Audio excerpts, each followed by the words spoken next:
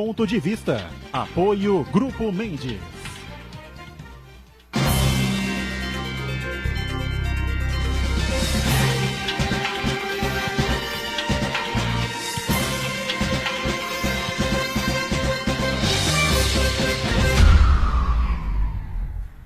Junto com o Lula, com o PT, caralho. Olá, tô começando aqui mais uma edição do nosso Ponto de Vista. Tem gente morrendo de rir aqui nas nossas cenas. Estamos comentando coisas interessantes aqui, hilárias, antes do programa começar, para dar aquela relaxada, evidentemente, né? As tensões do dia a dia aqui da cidade, da região e do país, que não são poucas, né? Você sempre conosco neste horário da 1h30 da tarde, horário do almoço, tradição da discussão política, do debate dos temas que formam a nossa pauta aqui na cidade, em toda a região metropolitana, da Baixada Santista e, claro, os temas sempre de interesse nacional também discutidos e aprofundados com a gente aqui. Nossa reprise vai ao ar sempre de segunda a sexta, aqui na Santa Cecília TV, né? E você confere sempre a partir das 20 horas, 8 da noite, portanto. Uma série de situações, temas importantes, quem sabe, né, retomamos o crescimento aqui da região metropolitana. O presidente da Petrobras esteve ontem aí anunciando grandes investimentos no Brasil, especialmente na bacia de Santos, né? Onde, claro, a sede se concentra por aqui. A Petrobras ia construir 3 torres, vocês se lembram, né? Construiu uma só e olhe lá, né? Com essa situação toda, com essa crise toda que explodiu aqui. O Dia Internacional do Consumidor, não é Dia Mundial do Consumidor, é nesta semana, no dia 15, não é na quinta-feira, portanto. Vamos debater um pouco sobre esse tema também. E uma grande novidade, uma bomba na política regional, né? João Dória assumiu que vai disputar a prévia, né? Como se ninguém soubesse que isso ia acontecer. O curioso é que ele usa e abusa do Grupo Bandeirantes de Comunicação. Qual será a relação direta que ele tem? Ontem, no programa do Datena na televisão, na Band TV, programa policial, ele entrou ao vivo para dizer que concordava finalmente, né, com os apelos, pedidos, os suplicos de joelho, né, dos tucanos, para que ele então, sob tapete vermelho, vá à convenção e coloque o seu nome a disputar a vaga, não é, como candidato a governador pelos tucanos, pelo PSDB, né? E hoje de manhã já estava na Bandeirantes com o Datena de novo, né? Explicando que tal. Como é que você está se sentindo, João Dória, agora que você assumiu que vai disputar a prévia? Não, estou me sentindo muito bem e tal, o São Paulo estará em boas mãos, isso eu não duvido. O Bruno Covas é um político jovem, não é? Um cara decente, né? Tem aí o viés tucano, o DNA tucano, que já vem do avô Mário Covas, enfim, né? Agora, eu queria entender um pouco essa coisa aí. Quem sabe alguém consiga nos explicar. Bom, com a gente aqui o advogado Rafael Quaresma, que é o coordenador do PROCON aqui em Santos e vai colaborar com a gente nesta edição do Ponto de Vista. Tudo bem, Quaresma? Prazer revê-lo. Oi, Edgar, tudo bem? O prazer é meu, obrigado pelo convite. Uma satisfação falar a você, aos seus telespectadores. Abraço ao Dr. Paulo de la Rosa, ao Ronaldo Serápicos e ao nosso querido Santana. Paulo de la Rosa, delegado poeta, mais uma vez conosco, mais uma vez para colaborar e participar desta edição do Ponto de Vista. Tudo bem aí, Paulo? Tudo bem, Edgar. Mais uma vez, é sempre uma festa estar nessa bancada.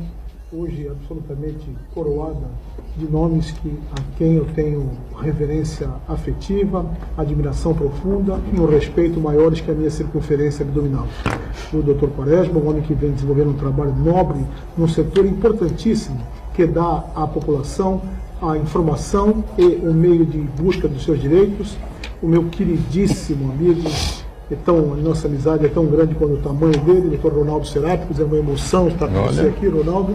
E, Edgar, me permita um abraço especial no Marcos Santana, que, mostrando a qualidade ilibada do seu talento, da sua veia jornalística, aborda no Jornal da Hora desse domingo um tema fundamental que eu venho gritando sempre aqui, que é a questão da receptação, e me brindou com a gentileza, com o carinho de citar meu nome. Muito obrigado, Marcos Santana, parabéns pela reportagem e uma boa tarde especial a essa seleta audiência. Muito boa matéria, sem dúvida, não é? O Santana, repórter experiente, não é? Talentoso, como você diz, e o entrevistado também, não é? Faz a sua parte, o que ajuda bastante quando a gente produz aí uma matéria importante como é a área especialmente na área da segurança, né? Ronaldo Serápicos volta aqui para participar com a gente aqui, advogado sempre antenado com as coisas da cidade e do país, não é, Ronaldo? Tudo bem? Tudo bem, um grande prazer estar de volta aqui com você, para a gente discutir com o telespectador do ponto de vista, os aspectos importantes aqui da nossa região, o que está acontecendo no nosso país, e ainda mais com os nossos amigos aqui, o Quaresma, o Santana, você, Edgar. Só não vou disputar em termos de circunferência abdominal com o meu amigo Paulo de la Rosa, porque aí vai ser uma disputa de pênaltis que é loteria, né? Então deixa para uma próxima, viu, Paulinho? Muito bom. Marcos Santana, atento aí às redes sociais e às participações do telespectador que está acompanhando a gente, né? E mais esta edição do Ponto de Vista. Tudo certo por aí, né, Santana? Tudo certo, boa tarde a todos. Agradecer as palavras do Paulo. E acho mais importante é chamar a atenção para o tema receptação, que é um problema crônico, infelizmente, na nossa sociedade. E todos nós temos que batalhar incansavelmente para acabar com esse tipo de problema. Eu quero cumprimentar você em especial, que nos acompanha ao vivo, convidá-la a participar do programa, mandando sua pergunta, crítica, sugestão, pelo Facebook, Ponto de Vista com Edgar Butrão, ou por e-mail, contato@pontodevista.tv.br. O programa também pode ser acompanhado ao vivo pela internet, santaportal.com.br/tv. Os programas anteriores estão disponíveis na internet também, no nosso canal no YouTube, na nossa página no Facebook. E você que nos acompanha na reprise, uma boa noite. Muito bem, para você que está na reprise, boa noite. Sempre é o nosso mantra aqui, não é? O Paulo de la Rosa adora. O programa acaba às 2h30 e a reprise só começa às 8h, você sabe lá, né? Deus é que sabe o que acontecerá no país neste espaço de tempo, tá certo? Bom, alguma dúvida com relação ao João Dória? Alguém ficou surpreso aí com a participação dele, o sim dele a um grupo, aliás, um grupo enorme, hein? 1.600 tucanos aí acabaram assinando a ficha para ele disputar a prévia, enfim, né? E já tem aí, sei lá, quase 50% do que ele precisaria para vencer as prévias, e não tem dúvida nenhuma, depois inclusive das informações que eu obtive ontem à noite, acho que o Dória vai levar assim de barbada. Primeiro turno, acho que é sábado, né? E o segundo turno não vai existir, né? Pelo jeito, se é que os outros concorrentes vão disputar, né, Ronaldo? Eu só lamento, Edgar, porque o João Dória entrou na política com aquela visão antipolítico profissional. Era um empresário bem-sucedido, da iniciativa privada, que vinha trazer sua experiência gerencial para a administração municipal, onde você precisa de um trabalho muito sério de gerenciamento, né, de zeladoria. Então parecia ser o candidato ideal para a grande cidade de São Paulo, que é quase um país, trazendo essa visão empresarial de eficiência sem aqueles vícios do político profissional. Só que a mosquinha azul mordeu o João Dória e ele hoje tem uma visão, pode não ter o mesmo comportamento, mas tem a visão do político profissional. Ele, a partir do segundo semestre de prefeito de São Paulo, ele já pensava na sua próxima eleição. Eu acho que não é uma boa forma de você começar uma carreira política querendo se diferenciar dos outros políticos. Acho que São Paulo merecia um tratamento mais responsável, mais profissional do João Dória, e ele teria, sem dúvida, uma grande carreira política pela frente. É jovem, tem habilidades, né, não atingiu sucesso por acaso, mas essa história de já a partir do segundo semestre querer ser candidato à presidência da República, depois a governador, depois ao que desce, me parece que é a mosquinha azul da política, mais preocupado com o cargo do que com o resultado daqueles votos que ele recebeu para fazer a administração. Ele tinha que ter sido, na verdade, o prefeito de São Paulo, que não foi. Vai pagar o preço durante a campanha? O que você acha, Rafael? Olha, bom, eu acho só que podia ter uma maior transparência por parte do João Dória, né? Porque, na verdade, a ordem me parece que não era bem essa, né? Quer dizer, de que ele foi ovacionado, aclamado, sim, foi pela prévia, mas já havia essa predisposição até pelo trabalho, né, na visão dele, obviamente, que ele desempenhou à frente da prefeitura nesse período. Então, não é bem assim, penso eu, analisando de fora esse quadro. Não é que houve essa convocação, essa exigência por parte do partido, mas ao contrário, ele legitimamente tem interesse e pretende disputar. Eu acredito que em relação às prévias, Edgar, estou contigo nessa leitura, né? Quer dizer, me parece que vai se repetir aquilo que aconteceu já quando das prévias para a campanha à prefeitura em 2016. Então, naturalmente ele será o candidato. Agora, vamos ver como isso será como isso será trabalhado pelo partido, né? Porque tem a questão no plano nacional, a própria sucessão agora do governador Geraldo Alckmin com o vice-governador Márcio França, que assume o governo do estado. Então, tudo isso certamente repercutirá e refletirá no cenário nacional, numa eventual aliança que era a ideia, se não do partido, ao menos do governador Geraldo Alckmin. Então talvez tenha faltado essa combinação entre criador e criatura, já que se abortou João Dória a campanha a presidente. Me parece que era algo muito rápido, não é? Não por conta da prefeitura, e é legítimo qualquer cidadão postular a esse cargo, ou pleitear, se colocar à disposição no cenário político, mas havia, como de fato há esse compromisso. Assume o vice, que na minha concepção também é uma pessoa extremamente qualificada, habilidosa, política, e que terá a árdua missão de manter o mesmo ritmo ou o mesmo padrão de gestão que vem sendo empregado pelo prefeito João Dória. Então vamos aguardar as cenas dos próximos capítulos. O Paulo de la Rosa, Luiz Felipe Dávila, José Aníbal, Floriano Pêssaro, Alberto Mourão e João Dória. Joga suas fichas em quem? No Dória? Seco?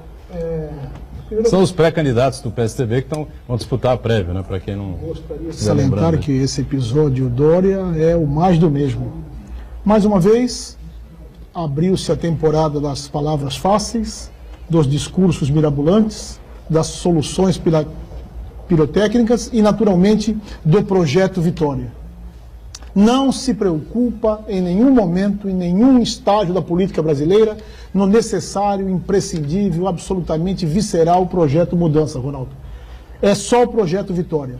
Todos esses já falaram que era impossível a candidatura do Dória. Todos esses que assinaram essa claque ovacionando a pré-candidatura do Dória já se opuseram a essa ideia. Ou seja, porém, todavia, contudo, no primeiro momento que se vislumbra a possibilidade do Dória vir a ser efetivamente o governador do estado, doutor Quaresma, aí muda tudo. Aí é projeto Vitória, Ronaldo, e não interessa que não tenhamos discutido internamente no partido quais são as melhores propostas, qual é o candidato com mais condição. Eu não sou do PSDB, mas imagino que as prévias têm essa utilidade. Mas já me parece, como tem acontecido em todas as cidades do estado de São Paulo e do Brasil, jogo de cartas marcadas. Já sabemos quem será o candidato do PSDB. Na verdade, já sabíamos antes, ainda que não tivéssemos as prévias. Isso é lamentável, porque, Edgar, você é testemunha que eu me empenho nisso. A discussão é salutar. A discussão expõe a verdade, especialmente para nós, eleitores, que começamos a entender que não basta apenas, doutor Ronaldo, escutarmos as palavras. Precisamos avaliar a história pessoal do candidato. E muito mais do que isso, olhar nos olhos dele, doutor Quaresma, e perceber o quanto de verdade pode estar contido naquele sorriso, o quanto de verdade pode estar contido naquele afago, e não aquela cena dantesca e quase plástica, etérea, de um monte de pessoas que até ontem não aceitavam a ideia, hoje batem palma e carregam a ideia como se for a sua. É muito triste. Diga, Santana. Já temos duas participações aqui a respeito da postura do João Dória. Primeiro, o Danilo de Grado, que nos acompanha pela internet, que ele mora em São Paulo. Ele diz que a postura do João Dória repete José Serra, que também deixou a prefeitura para disputar outra eleição no meio do mandato. E ganhou no primeiro turno. E ele vê isso como uma atitude não respeitosa com o eleitor. E o Manuel Álvares da Silva, ele também segue por essa mesma linha, e ele diz que que ele não consegue entender uma pessoa eleita pelo povo, que exercendo o mandato, deixa de exercer o mandato para disputar outra eleição, né? O Serra pagou esse preço, né? Eu acho que depois, né? Eu acho que depois ele pagou o preço. Antigamente, isso se transformou numa situação tão comum da política brasileira. Muitas vezes o candidato é candidato simplesmente para aparecer naquele tempo de televisão, para depois ser candidato a um cargo no legislativo, saia deputado, saia a senador, etc. E aí virou um lugar comum que as pessoas se acostumaram. Mas, de um tempo para cá, o eleitor tem se aprimorado. A gente reclama muito do eleitor, que faz besteira, mas toda vez que o brasileiro vai lá na urna e escolhe um candidato, ele tem uma razão. Pode ser uma razão pessoal, ele acha que a vida dele vai melhorar com aquele sujeito, com aquele candidato, Mas ele tem uma razão, ele não vai lá e chuta um candidato não, como a gente acha. Ou é protesto, ou ele acha que a vida dele vai melhorar, ou ele até acredita naquela outra proposta. E aí os candidatos começam a pagar. Nós vamos ver na próxima eleição, essa que vem agora, que é muito próxima, se realmente essa regra se repete. Eu acho que alguns começaram já a pagar, e o primeiro deles foi o Serra, que assinou um documento em cartório dizendo que não seria candidato e não cumpriu. Edgar, eu queria chamar a atenção para dois aspectos nessa novidade, que não é novidade para ninguém, do João Dória. Primeiro é o seguinte, que mesmo que o João Dória ele ganhe essa prévia no primeiro turno, uma parte significativa da militância do PSDB vai completamente sem entusiasmo para a eleição. Primeiro pela postura em si, de que poucos meses depois que ela assumiu a prefeitura, já começou em campanha presidencial, né? No jargão, furando o olho do seu padrinho político, que é o Geraldo Alckmin, hein? E outra Você acha que uma parcela dos tucanos vai sem estímulo? Porque o Paulo de Rosa colocou uma coisa importante, né? Quando os tucanos viram o Márcio França assumindo o governo como candidato, o Paulo Scaff, que tem um recall enorme, pode realmente também assumir a candidatura, é candidato, me parece, né? Também ao governo do Estado. Eu acho que acendeu a luz vermelha lá dentro, entendeu? Em todo caso. Mas ainda assim, porque as pessoas percebem que se trata mais de um projeto pessoal do João Dória do que um projeto partidário, de propostas. E outra coisa que vai prejudicar bastante a campanha eleitoral do João Dória é que, na prática, o eleitor vai começar a pesar na balança as realizações do seu governo, né? Porque ele ganhou no primeiro turno na Prefeitura de São Paulo, se apresentando, como o Ronaldo falou, como uma novidade, um gestor, uma pessoa de sucesso. Só que um ano e pouco depois, 2 anos de pouco de mandato dele, os resultados que ele prometeu ali não se apresentaram, né? Então, na campanha eleitoral, isso daí vai ser divulgado fortemente, e a tendência é que essa força que ele indica nas primeiras pesquisas eleitorais, essa força aí vai acabar minguando um pouco. Eu entendo que o Santana fala, acho que eu já disse que o Dória vai pagar um preço terrível nessa campanha, não vai ser mole não. Ele responder aos seus adversários, que entrou na política do jeito que você colocou, Ronaldo, há pouco, e depois, né, agiu como se fosse um veterano que desconsiderasse completamente a questão do voto e o interesse apenas em um degrau mais... Se é que o governo do Estado é um degrau mais alto que a Prefeitura de São Paulo, que é uma cidade-estado, tá certo? Agora, quando você vê o Márcio assumir o governo, né, o Márcio é um político, muita gente acha que não, né, muita gente pensa que, mas o Márcio vai ter a máquina na mão e vai disputar, vai pro pau nessa eleição mesmo, para valer.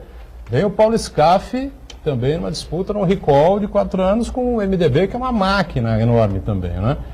E aí os tucanos olharam para dentro e falaram, bom... eu só ia chamar a atenção disso. Eu acho que a sua fala e a do De La Rosa foram exatamente essa. Os tucanos mudaram de ideia quando viram a possibilidade de perder o feudo do governo de Estado, que eles estão aí há 16, 18 anos, e aí mudaram de ideia rápido. Quer dizer, proposta mesmo, interesse mesmo do povo, melhor candidato, isso o que vale é vencer a eleição a todo custo. Acho que o Dr. Paulo colocou muito bem isso aí. E ficam os tucanos aí agora, claro, pressionados a derrotar o candidato oficial, que não será o do candidato do PSDB. Dória será um candidato de oposição ao governo do Estado. Parece loucura isso, né? Mas será assim, né? Quando eu falo uma parcela do PSDB, dos tucanos, vão sem muito entusiasmo, porque, na verdade, eles percebem que, além de estar no poder, eles veem o que? A perspectiva de poder. E o João Dória demonstrou que ele não gosta muito de dividir o poder, de delegar as coisas, né? Ele gosta mais do marketing. E existem outros candidatos que acenam com uma perspectiva de alianças e de parcerias. Por exemplo, o vice-governador Márcio França, que vai assumir, a gente sabe muito bem que ele é um bom articulador político. Uma parcela importante do PSDB até defende veladamente uma aliança já no primeiro turno com o Márcio França. Então, quer dizer, esse tipo de coisa vai acabar acontecendo sim, né? As pessoas irem para a eleição do João Dória não com tanto entusiasmo assim. Eu acho que o Márcio realmente pode tirar partido aí dessa situação complicada em que se enfiou o PSDB aqui no estado de São Paulo, né? Talvez fosse mais fácil indicar o vice ao Márcio, né? que visse que daqui a 4 anos disputaria a eleição, porque o Márcio não tem reeleição, tá certo? Daqui a 4. Terá reeleição só agora como candidato oficial. Mas é curioso, né? O PSDB, em 24 anos no poder do Estado, vai disputar a eleição para o governo do Estado como oposição, né?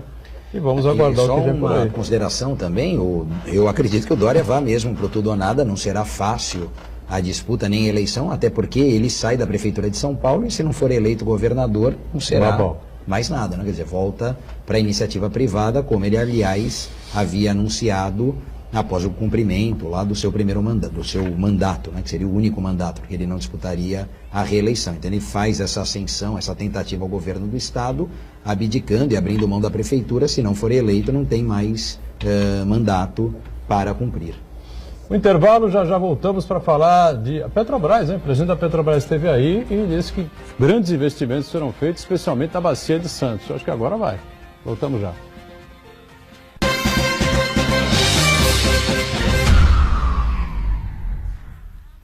Existe um lugar em Santos onde você encontra os empreendimentos mais fascinantes da região. Um lugar amplo, aconchegante, feito para oferecer o melhor atendimento para você. Um lugar que reúne as melhores opções residenciais e comerciais nos bairros mais nobres de Santos. Um lugar que a gente nem precisava dizer, porque você já sabe. Central de Vendas Grupo Mendes, Rua Guaiaó 55, Aparecida. Venha fechar um bom negócio para abrir as portas do seu novo lugar.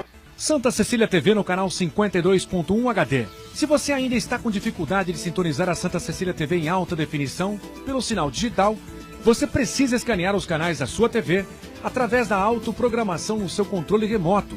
É bem simples e você sintoniza os nossos programas com qualidade digital de imagem e som sem pagar nada por isso.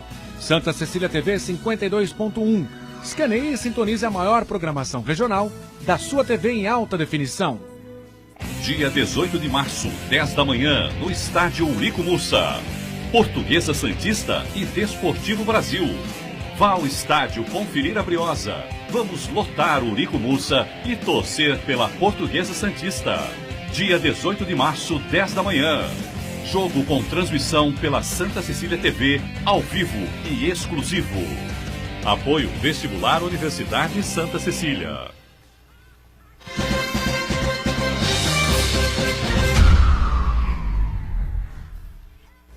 Muito bom, sequência aqui no nosso ponto de vista, aqui com o Rafael Quaresma, que é o coordenador do PROCON Santos, Dia Internacional, Dia Mundial do Consumidor na próxima quinta-feira. Vamos falar bastante sobre esse tema também. Paulo de la Rosa, o delegado poeta, o nosso Ronaldo Serápicos e o Marco Santana, atento sempre aí aos comentários, às perguntas que surgem para nós. Acho que agora vai, né, Ronaldo? Pedro Parente esteve aí, presidente da Petrobras, né? Anunciou ontem e até 2022 a Bacia de Santos, começa em Santa Catarina, se não estou enganado, né? E vai até...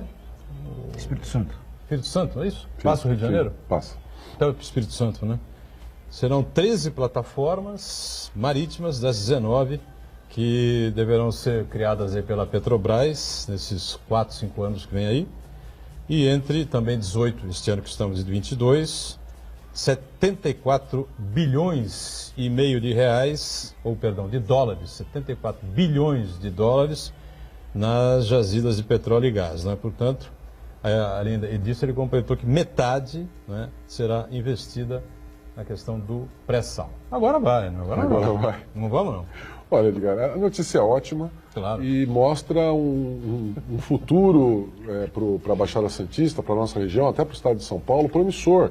O problema é que nós não temos a noção exata do cronograma que isso vai exigir para ser cumprido. A gente sabe que o pré-sal não é uma coisa que acontece do dia para a noite. Você precisa de pesquisa, precisa de grandes investimentos, precisa de equipamentos caríssimos, bilhões de dólares de investimento, e é um processo demorado, lento, e que depende, sim, das condições do mercado internacional. Você sabe que hoje em dia o petróleo não está vivendo o seu momento áureo, né? Barril, né?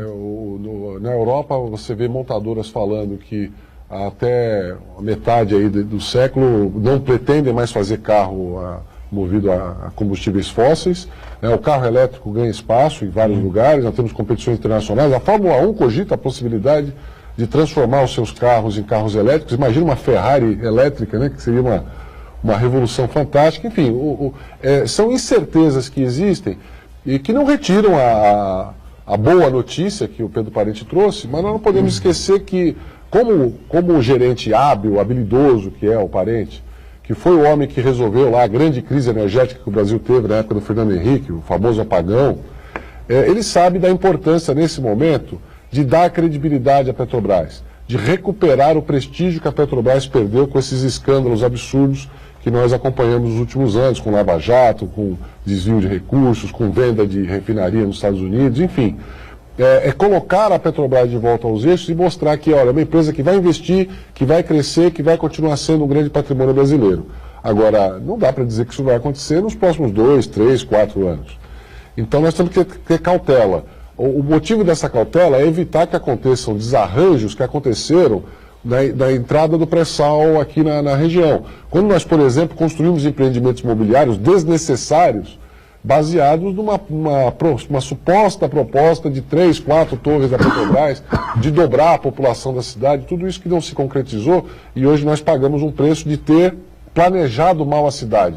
Nós escolhemos uma alternativa de servir uma Petrobras que nunca veio, de fato, para Santos, como nós imaginávamos. Então, a notícia é boa. Pelo menos, a Marta Suplicy teve ontem também aí, senadora do MDB, e deu essa declaração, né, que a região se preparou, acho que pelo menos a cidade de Santos, né, algumas outras também aqui da vizinhança, da região metropolitana, estão preparadas agora, mais do que estavam. Estamos até ociosos, né? Então, nós instalamos aqui uma capacidade que ficou ociosa, hotéis, escritórios. Não é isso? Então, mas é por isso que eu peço só um pouco de cautela, porque o Parente veio aqui dizer o seguinte: nós vamos retomar o investimento, mas não vai ser semana que vem.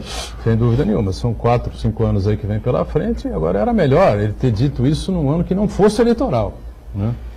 Porque todo mundo sabe, né, Rafael Santana e Paulo Della Rosa, que o presidente Michel Temer, o governo, todo o entorno do presidente Temer, ainda imagina a possibilidade de viabilizá-lo, não é? Agora para essa reta final. É com tanta pancada que ele toma, não é? É quase impossível esse tipo de possibilidade. Mas o pessoal não desiste, não entrega o osso de maneira nenhuma. Mas para nós seria realmente muito interessante, muito bom, possivelmente uma retomada de desenvolvimento, né, Rafael? Não, sem dúvida. A notícia em si é boa e acho que o ponto positivo, inclusive, é que ela transcende o mandato, não é? Então, se pensa num planejamento que antes não teve, ou se teve, não se levou a sério, porque se permitiu um desvio, uma malversação e má utilização de recursos de forma absurda, não é? Então, nesse aspecto, se fala em 2022, enfim, é algo que se vai a médio e longo prazo. Agora, também, por outro lado, não é? Naquele ditado que gato escaldado tem medo de água fria, não é isso? Então, nós já vimos o que passamos, e aí os munícipes, os consumidores, enfim, houve uma grita, né, em relação a muitos consumidores, muitas pessoas que adquiriram imóveis, salas comerciais, que projetaram uma valorização, que acreditaram sinceramente nessa vinda de 2, 3 torres, só uma se concretizou. Na verdade, uma mudança radical que não chegou nem perto disso, não é? Então, pessoas que, por conta dessa especulação que se formou em relação à vinda, não só da Petrobras, mas essa expansão do pré-sal, etc., investiram e depois tiveram não só a perda do dinheiro, como a falta de valorização disso, né? Quer dizer, a pessoa comprou a sala por X e depois ela valia, depois de pronta, menos X, não é? Ou às vezes até a metade, ou menos da metade, uma situação que era inimaginável antes. E claro, também o incorporador, o construtor, ele não vai garantir ganho futuro, né? Então, mas não, essa projeção tem essa possibilidade, agora se prospecta isso, se projeta isso, claro que devemos ir com calma, não é? Ir com calma para dar um passo de cada vez e aguardar tudo a seu tempo. O passado nos mostra como foi, o que não queremos, então nesse aspecto, me parece que até pelo perfil do presidente da Petrobras, o Ronaldo lembrou uma situação muito interessante. Na época, salvo engano, ele era ministro-chefe da Casa Civil. Sim, e aí do presidente fizeram uma espécie de ministério de emergência do apagão. E ali a questão do apagão, até hoje eu uso esse exemplo, Ronaldo, porque quando a gente fala do apagão, lá do racionamento de energia, que era uma forma de permitir que todos usassem, porque não teria energia para todos se o uso fosse desmedido, não é? Eles ali foram muito perspicazes porque eles correram, antes o PT era a oposição, e antes da oposição entrar com uma ação direta de inconstitucionalidade, eles entraram com a declaratória de constitucionalidade, obtiveram êxito na ação e legitimaram algo que, se a gente analisar apenas à luz do Código de Defesa do Consumidor, seria uma medida não possível, não permitida, não tolerada, né, de racionar ou de fracionar ou de mensurar ali a utilização de bem essencial. Então eu lembro, choviam liminares, né, Justiça de primeiro, segundo grau, depois quando o Supremo colocou a mão a coisa mudou e tinha até uma lógica, uma razão de ser, que era permitir que todos usassem um pouco ao invés de poucos usarem tudo ou usarem muito. Mas foi... quem capitaneou tudo isso foi o ministro-chefe da Casa Civil, Pedro Parente, presidente hoje da Petrobras, e me parece alguém sério também, e que era necessário um perfil desse após tantos desmandos ou tantas malversações frente à Petrobras. E não dá para dizer que o Lula ganhou a eleição ali, né? Mas realmente as portas se abriram assim, majestosamente para a candidatura dele, que era uma oposição, fora o Ciro Gomes, né? E era a posição mais contundente, né, ao governo do FHC. Mas quem sabe seja aí realmente uma saída importante para a região, né, que tanto clamamos aqui, né, Paulo de la Rosa, mais empregos, mais postos de trabalho, né, e quem sabe até um freio na insegurança, na questão da violência, é isso? Eu vivi os dois extremos assistindo a entrevista que vários repórteres fizeram com o presidente da Petrobras. Primeiro, aquela de parentesco próximo, né? O Pedro Parente próximo. Quando ele mostra um universo maravilhoso, necessário para a região, absolutamente imprescindível para o crescimento do país como um todo, e estava indo maravilhosamente bem, ele é muito técnico, muito preparado, deu respostas contundentes, objetivas, pragmáticas, até que na hora de receber o 10, a última pergunta, mas presidente, só poderia dar um prazo, uma data? E aí o Pedro Parente ficou tão distante, Pedro Parente. Agora você é um parente distante. Olha, eu prefiro não dar datas, porque afinal de contas, uma ação dessa monta requer a comunhão de diversas forças que eu não posso precisar, estão além da minha capacidade. Puxa vida. Não é possível, doutor Quaresma, que mais uma vez, doutor Ronaldo, que mais uma vez coloquemos o necessário doce na boca da criança chamada Baixada Santista, ou Costa da Mata Atlântica, como eu gosto, e na última hora seja um doce etéreo, um doce mágico, mirabolante, que não passe de, como tem sido marcado as grandes ações do governo Temer, única e exclusivamente com viés eleitoreiro. Quero acreditar que um homem da envergadura profissional da história de Pedro Parente não se sirva a essa mazela. Mas a última pergunta, doutor Quaresma, a pergunta que daria ao Pedro a proximidade do parentesco, me afastou do parente. Não sei quando, e isso está além das minhas informações e da minha força. Desculpe, Pedro, nós continuamos parentes distantes. Diga, Santana. Acho que tem uma observação que é fundamental fazer nesse momento, em que um presidente da Petrobras vem dar uma perspectiva muito positiva, muito otimista para a região. Petrobras não vai chegar aqui e vai fazer doação para cada morador de Santos. A gente fala, geração de emprego, renda. A região, as empresas da região, elas têm que se qualificar para serem fornecedoras da Petrobras, das empresas que vão ajudar a explorar as reservas de pré-sal, né? Que é a questão da atividade offshore. Se não houver isso, se não houver empresas estruturadas, empresas privadas estruturadas, mão de obra qualificada, e aí também entrar o papel fundamental que o Pedro Parente anotou na sua entrevista ontem. A participação das universidades, através de pesquisa científica, de formação de profissionais também, corre-se o risco da Baixada Santista ver a retomada da exploração do pré-sal, de camarote, simplesmente sem participar ativamente desse círculo virtuoso. Então, é um momento importante que agora os setores empresariais se qualifiquem para, mesmo que seja um prazo rápido ou demore anos, que se qualifiquem para se tornarem fornecedores desse segmento produtivo muito importante para o país. Ô, Paulo de la Rosa, no outro extremo aí da questão que a gente vive aí, houve mais um crime aqui nas cidades da região. Infelizmente foi em São Vicente ontem, um agente penitenciário foi assassinado, ele que atuava como motorista do aplicativo Uber, né? E não sei direito se há mais informações a respeito desse novo crime, mas não é o primeiro. Esse ano já foram vários policiais assassinados aqui na região metropolitana. No Rio de Janeiro já passamos de, são 14 ou 15 agora, já não sei, eu estou fazendo uma conta, olha, dá mais de 3 por 4, né? 4 por mês, é isso? Mais, né? 7. Fevereiro e janeiro, comecinho de março, praticamente 7, né? Na média mensal por mês no Rio de Janeiro. Se for nessa média, né, nós vamos acabar vendo 700, 800 policiais mortos no Rio de Janeiro. Ou seja, toma-se a decisão, cria-se o Ministério da Segurança Pública, todo mundo sabia que não era um passe de mágica, que as coisas iam ser modificadas, né, ou ser ajeitadas, e a coisa continua difícil, né?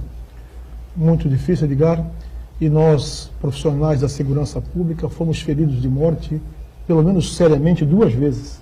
Uma com a morte desse policial lá em São Vicente, a morte do policial aqui perto do Morro de Abaquara, e a prisão hoje de manhã de um delegado de polícia que comandava um dos setores mais importantes da polícia carioca. Dói na gente, sim. Na gente que trabalha sério, na gente que respeita a lei, na gente que se indigna com a falta de aparelhamento que a polícia vem sofrendo, com a falta de salários. Então, morremos na dignidade quando um colega nosso é bandido e merece sim ir para a cadeia. E torcemos nós, doutor Quaresma, para que todos aqueles que se camuflam atrás de uma farda ou de um distintivo para delinquir, morram na cadeia. Permaneçam pena perpétua, eu sonharia, para um Brasil melhor. Mas, de outro lado, nós estamos assistindo a uma carnificina contra os policiais e eu quero acreditar que não sou só eu que penso. Como deve ser difícil para a população, se estão matando os policiais, como é que o cidadão se sente? Esse cidadão esse que não anda armado, e na minha humilde opinião, não deve andar armado. Nós estamos vivendo um clima de segurança, doutor Ronaldo, que ultrapassou o razoável, que nós estamos todos de tal maneira anestesiados, doutor Quaresma, que não estamos refletindo na gravidade disso. Eu insisto em dizer isso aqui nessa bancada, o Boturão já está cansado de ouvir. Na França, morre um policial para o país, porque entendem a gravidade desse ato. Não é porque lá supervalorizam a função do policial, é porque tem noção, doutor Quaresma, da importância desse processo. E nós estamos assistindo aqui, doutor Ronaldo, um verdadeiro extermínio de policiais com uma atitude blasé que parece que isso não nos diz respeito. O Rio de Janeiro é mais uma cruz na praia da Copacabana. Né? E eu só termino dizendo, a pirotecnia da ação do governo Temer, mais uma vez, no Rio de Janeiro. Intervenção militar, e todos desesperados que estamos, imediatamente aplaudimos. E qual é a atitude subsequente, doutor Ronaldo? A redução do investimento do Exército Brasileiro no combate às fronteiras. Caiu 54% o investimento. Então eu volto a dizer, estamos enxugando gelo, fazendo mais do mesmo e não tratando a importantíssima, a cordial, a fundamental situação da segurança pública com o PCC que eu tanto sonho. Paciência, ciência e coragem. O PCC do bem. Chega de pirotecnia, chega de palavra fácil. Nós temos que, primeira coisa, municipalizar as polícias. Sou voz clamante no deserto, doutor Ronaldo, mas tem de municipalizar a polícia, porque o crime acontece no chão do município e não no gabinete em Brasília ou no gabinete em São Paulo. E no segundo momento, a operação crime zero, tolerância zero, do jeito certo. Doutor Ronaldo é homem viajado, sabe. Lá nos Estados Unidos, ela começou como? Extirpando da polícia os seus bandidos. E valorizando sobremaneira os bons policiais, doutor Quaresma, que são sim a grande maioria, mas que estão sem condição de trabalho, sem dignidade, sem motivação e especialmente esquecidos pelos seus dirigentes e lamentavelmente pela sociedade. No Rio de Janeiro, em tese, não sei se vocês podem discordar ou não sei. Não estão tentando tomar esse caminho aí, não? Esse é o sonho. Tanto que se há alguma aparentemente não estão nessa se há alguma coisa boa nessa intervenção, coisa, sim, Edgar, só me permita dizer isso. Se há alguma coisa boa nessa intervenção, é que estão afastando a influência dos políticos do processo de segurança pública, doutor Ronaldo. Porque lá no Rio todo mundo sabia, não havia um delegado titular, não havia um comandante de quartel que não fosse indicado de político, doutor Quaresma. E, lamentavelmente, a segurança pública, tal qualmente o nobre trabalho que o senhor representa, ele tem muito pouco de político. Ele é técnico, absolutamente técnico. Há de servir, sim, a lei ao respeito ao cidadão, mas com expertise policial, e não aos ventos da política, nomeando parentes, primos e apaniguados para assumir os postos de comando. É importante isso que você fala, porque a polícia mostra, a Secretaria de Segurança Pública mostra uma série de dados, né, em que o governo do Estado vem minimizando, né, ano após ano, os casos, enfim, que acontecem de violência, de segurança e tal. Mas aí o Paulo Del Rosa toca numa questão importantíssima, né, e talvez seja até por isso que o crime age dessa maneira. Mata um policial, qualquer policial que morra ganha a visibilidade, essa coisa toda, as páginas dos jornais, evidentemente que tem que ganhar mesmo, né? E isso faz crescer o sentimento de insegurança, como o De La Rosa coloca. Você vê um policial sendo morto, sendo assassinado, você pensa, bom, próximo quem é, né? Sim, se a gente que está desarmado, andando no meio da rua, não tem defesa nenhuma. Policial é assassinado e tinha que, né, ser desse jeito, né? Segurança morre um policial, tinha que parar o país. Né? Aí nós já acostumamos, tá, todo dia, está fazendo conta já, né? Morrendo 60, mais 50, mais 40. Então tinha que parar. Isso acontece, eu não sou tão viajado quanto o doutor De La Rosa disse, mas eu estudo isso, e realmente as polícias de países civilizados são municipalizadas, né? E quando morre um policial, para a cidade, para o país, para o Estado, né? Tem um caso famosíssimo do DEA, né, que é a polícia de entorpecentes americana. Eu não me recordo o nome do policial que foi morto por traficantes uma vez, e o país inteiro se mobilizou para capturar o tal do traficante que tinha mandado matar esse policial. E durante muitos anos, na época do Pablo Escobar na Colômbia, que os traficantes dominaram aqui a América do Sul e a Colômbia em especial, nenhum policial do DEA mais foi morto dessa forma, porque o traficante tinha medo, né? Então, o bandido brasileiro não tem medo nenhum da polícia. Nenhum. Pelo contrário. O policial está incomodando, manda matar, resolve, é mais fácil, às vezes até mais barato. Eu não sinto, Edgar, que o Brasil esteja mudando em termos de segurança pública. Eu acho que o que aconteceu no Rio é um tapa-buraco, é um enxuga-gelo. É a guerra civil, ou você entregava a cadeira do governador para o PCC, ou o comando que toma conta daquilo lá, ou botava o exército para funcionar. O Exército, na verdade, não tem a capacidade técnica de gerir segurança pública. Nem é obrigação do Exército saber isso. O Exército podia assumir o comando tático da operação, mas jamais o comando estratégico, jamais a formação do policial. Então, eu vejo que em alguns lugares, no Rio e São Paulo, há um esforço do governo de punir os maus policiais. Mas o esforço de formar uma boa polícia é quase zero. Qual foi o grande incentivo? Baixo, né? Qual foi o grande incentivo que você teve na carreira de policial, de delegados? Qual foram os aumentos salariais que você viu? Estão falando aí que vai ter greve do Judiciário Federal por causa de salário. Imagina uma greve dos delegados de segurança pública no Rio de Janeiro. Não tem mais polícia aqui. Então, não nos preocupamos em formar bons policiais. Hoje há uma preocupação de punir os maus, mas criar uma polícia de verdade, eu não vejo isso acontecer, e no Rio de Janeiro muito menos. Mais um intervalo, a gente volta com o ponto de vista na sequência. Já.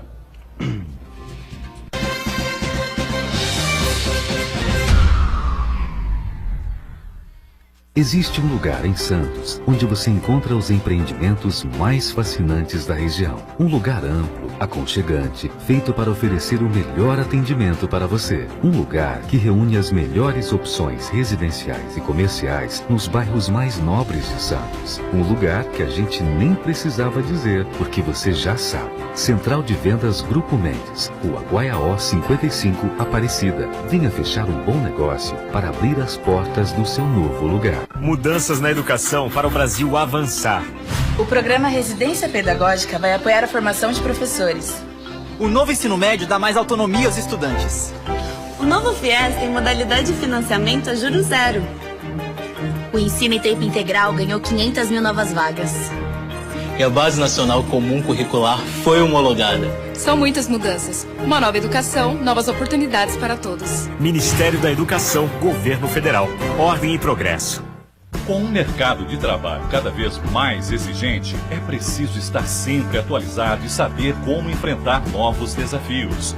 Na Universidade Santa Cecília, você pode fazer cursos livres, extensão, aperfeiçoamento, especialização Lato Sensu e MBA e cursos empresariais personalizados. Cursos inéditos presenciais e à distância. Aproveite descontos especiais e financie 50% do valor das mensalidades. Faça pós Unisanta e amplie seus horizontes.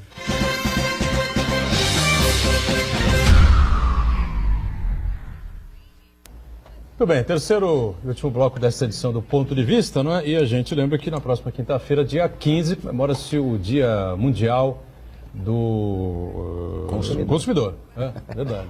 Os direitos do consumidor. Sua Majestade o Consumidor. Sua Majestade o Consumidor, não é? E nós tivemos aqui a lei pró-consumidor, não é? Que foi votada nos anos 90, não é? Isso aí. O Rafael Quaresma, que preside aqui, coordena o PROCON aqui na cidade de Santos, o antigo SIDOC, né? Agora o PROCON aqui em Santos, como o órgão é denominado aí por todo o estado de São Paulo, né? E acho que há motivos de sobra para se comemorar o Dia do Consumidor, né? É uma lei que pegou, como dizem, né? A lei que pega e a lei que não pega. Essa pegou, né? Isso é coisa de Brasil, não é? Também, da lei que pega, não pega. Não é verdade, hein, doutor Paulo? Uma loucura isso. Falam que o Código de Trânsito pegou, porque o pessoal usa cinto e capacete, não é? Capacete. E aí outras não pegaram porque, enfim. Mas é difícil até explicar isso se a gente trata o direito como ciência, né? Então, e a lei que tem caráter impositivo, é obrigatório, enfim, não tem muito essa de pegar ou não pegar. Mas, de fato, ela pegou porque talvez ela tenha sido uma das leis mais conhecidas, disseminadas na sociedade e, claro, não um conhecimento técnico aprofundado, mas um conhecimento de, pelo menos, saber que existe, né? Então, há algumas coisas que a gente tem muito a avançar, muito a melhorar. Por exemplo, você falou da lei, talvez um dos fatores que tenham feito, ou que tenha feito esta lei se tornar mais conhecida é a obrigatoriedade de um exemplar da lei, do código em cada estabelecimento. Agora, será que isso cumpre a finalidade, não é? Eu vou pegar o gancho aqui do Dr. Paulo, e já que o Dr. Ronaldo é o mais viajado, então ele certamente, meu amigo Ronaldo, sabe lá na Europa como funciona a questão dos livros, não é? Nos estabelecimentos em que o consumidor registra a sua queixa, registra a sua reclamação, e isso me parece que teria uma finalidade e uma funcionalidade muito maior do que o exemplar da lei. O consumidor vai achar o direito que ele postula no código. Isso é o trabalho do advogado, ou enfim, de quem lida com o direito, mas não do leigo e não do consumidor, até mesmo aquele que é profissional da área, mas está no papel de consumidor, não está preocupado com isso, não é? Então, algumas adaptações, algumas adequações me parece que são sempre bem-vindas. E o nosso maior desafio não mudou, continua, já era e continua sendo a alteração do pensamento, do posicionamento, da postura, da conduta dos grandes fornecedores, não é? Aquela ideia de lesar no atacado, indenizar no varejo, que acontece, isso a gente precisa mudar. E muitos dos que lesam aqui no Brasil obedecem, observam a lei no exterior, né? Pegue os bancos, enfim, que não são bancos brasileiros, mas as operadoras de telefonia, que não são 100% nacionais, elas dispensam um atendimento e uma atenção ao consumidor brasileiro, que não é a mesma dispensada ao consumidor europeu, norte-americano. Continuam com muitas reclamações? Continuam, os bancos, as teles, até as operadoras de planos de saúde, têm uma postura interna ou no cenário nacional, doméstico, que é totalmente diferente, né? Você pensa só, por exemplo, nessa situação, um banco que resolve, na base de clientes do cartão de crédito, inserir R$1 como cobrança extra, aleatória, na fatura desses 1 milhão de consumidores. Vai ter uma renda ali de R$1 milhão, e quantos vão questionar, não é? Poucos. Às vezes um número inexpressivo, e aqueles que questionarem, eles devolvem, às vezes devolvem até um pouco a mais, mas a gente está falando de uma receita de R$1 milhão. Então, tudo isso é realidade, é difícil de combater, até porque se o grande não dá o exemplo, é difícil você exigir do pequeno comerciante, do pequeno fornecedor, essa mudança de postura, essa conscientização em relação aos direitos não só dos consumidores, mas uma harmonia nessa relação de consumo. É o desafio que se coloca e que a gente vem trabalhando. Pelo menos nessa semana entregaremos aqui na Unisanta um posto avançado do PROCON, agora o PROCON Unisanta, que funcionará aqui na Cesário Mota, número 24, em parceria, em conjunto com o anexo do juizado, de tal modo que teremos mais um canal colocado à disposição do consumidor, nessa ideia de descentralizar o atendimento, antes concentrado no Poupa Tempo. Temos o PROCON Unimes, PROCON Unimonte, e agora teremos no dia 15 de março, Dia Mundial do Consumidor, a inauguração do PROCON Unisanta. Você Todos os colegas aqui da bancada e os seus telespectadores estão convidados. Quando é que vai ser? 10 horas. Quinta-feira, 10 horas da manhã. Da manhã, no consistório aqui da Unisanta, na Oswaldo Cruz 277. Uma excelente notícia para todos nós, né, Ronaldo? Sim, Eu acho que realmente essa claro. coisa de lei que pega, lei que não pega, realmente parece que o consumidor, quando se sente lesado, aprendeu que pode reclamar, né? Mas você sabe que esse talvez seja o item que merece mais avanços com relação à defesa do consumidor, não seja a reclamação. Eu acho que o Código é um grande sucesso, foi um grande avanço para o Brasil, porque o brasileiro aprendeu a buscar os seus direitos, aprendeu a reclamar. O Judiciário teve um papel importantíssimo nisso, né? O advento aí dos juizados especiais, os famosos juizados de pequenas causas, ajudou muito, o consumidor vai lá, faz a sua reclamação, tem uma resposta mais rápida. Os advogados tiveram uma contribuição importante, mostrando para os seus clientes que valia a pena reclamar, que deviam buscar os seus direitos.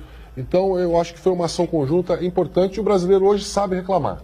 Mas onde que tem o grande atraso hoje do Brasil é o brasileiro se preparar para consumir, é o brasileiro ter informação antes dele arrumar confusão, antes dele ser lesado. Eu acho que esse é o item que nós ainda não avançamos pouco. O brasileiro não sabe ainda a importância de um contrato, a importância de ler o que está escrito no manual de instruções, no termo de garantia, no recibo que ele está assinando, de exigir a documentação, de exigir a nota fiscal, de exigir a relação dos produtos que ele está recebendo.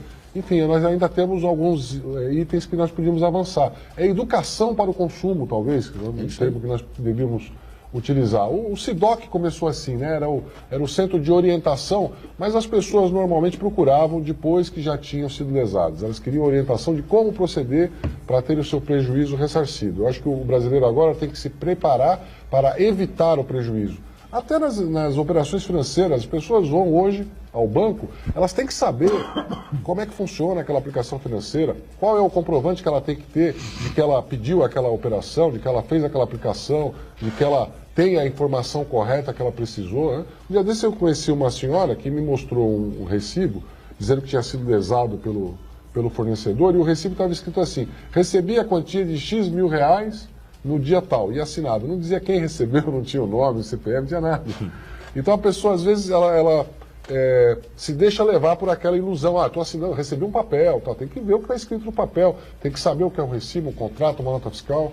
E eu acho que esse é o que faltou. Agora o código é realmente um grande sucesso e essas instituições que vieram no entorno, PROCON, Juizados Especiais Cíveis e a advocacia. Diga, Santana.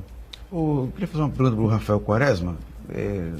Uma das coisas que eu vejo muito presente ultimamente, nos últimos anos, aliás, é o tal do recall, não? Recall, né? Principalmente da indústria automobilística, né? É verdade.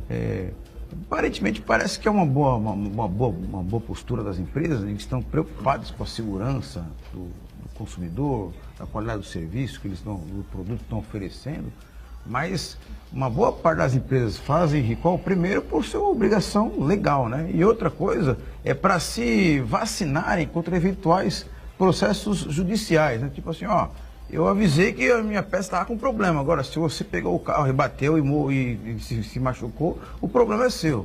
Então eu queria saber, Rafael, se os instrumentos de recall, hoje, eles são suficientes para garantir a segurança do consumidor em todos os sentidos, né? Segurança jurídica, segurança física, segurança financeira do cliente, ou você acha que esse mecanismo do recall pode ser aperfeiçoado? Eu penso que pode ser aperfeiçoado, aprimorado, não é? O recall é essa descoberta tardia, vamos dizer assim, de um problema que não foi detectado, diagnosticado a tempo e o produto já veio para o mercado de consumo, não é? Então, na verdade não há nada o fornecedor não é bonzinho por conta disso, como você bem disse, ele acaba fazendo o recall que custa muito dinheiro, né? Tem as chamadas publicitárias, os informes publicitários, o contato com todos aqueles clientes. A gente fala do carro, mas tem um manual do recall e na verdade uma lista que é disponibilizada pela Senacom, a Secretaria Nacional do Consumidor, com recalls em várias áreas, né? Para vários produtos, de tal modo que a ideia não é só evitar ou prevenir o litígio, mas evitar as indenizações, porque nestes casos em que não se alerta o consumidor para o risco que ele corre, na sequência virá o acidente de consumo. E o acidente de consumo deflagra aí o dever de indenizar e gera indenizações que podem ser indenizações robustas, poupudas, por conta da efetiva reparação que o Código impõe ao fornecedor que lesa o consumidor.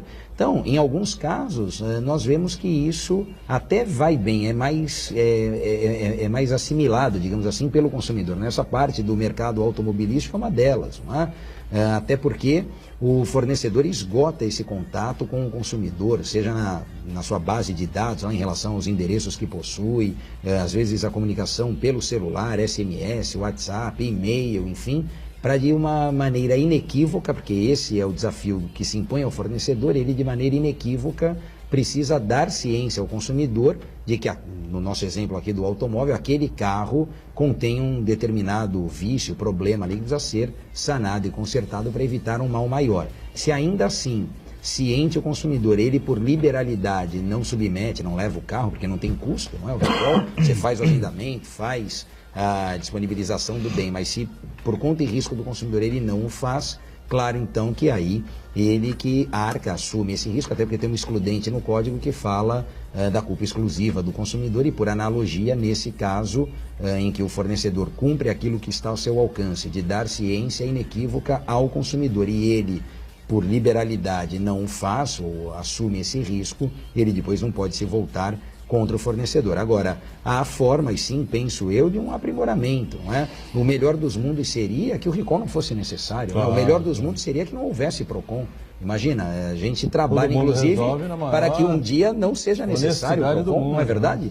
Então, no mundo ideal, não teria PROCON, como não teria recall. E é verdade isso, a gente constata até tristemente a necessidade de ter um órgão de defesa do consumidor para minimamente equiparar as forças, não é? Porque tem alguém sabidamente que é mais forte e aquele que é mais fraco, por si só, não consegue minimamente fazer valer a sua vontade ou exercer os seus direitos frente a esse que é mais forte. Então, a ideia do recall aqui também não é nenhuma cordialidade, nenhuma gentileza que o fornecedor faz, não é, doutor Paulo? É obrigação imposta, salvo engano, pelo artigo 10 do Código. Então, há necessidade. Agora, essas melhoras sempre são bem-vindas, inclusive, Santana, porque o Código é de 1990, não é? Então, dentre a evolução que nós tivemos ao longo desse tempo, falando inclusive do aparato tecnológico, poderíamos pensar numa forma mais eficaz e efetiva de fazer valer ou de tornar realidade esse recall. Então, Rafael, eu queria aproveitar esse exemplo do Marcos Santana, porque estávamos prevendo aqui quais os próximos desafios,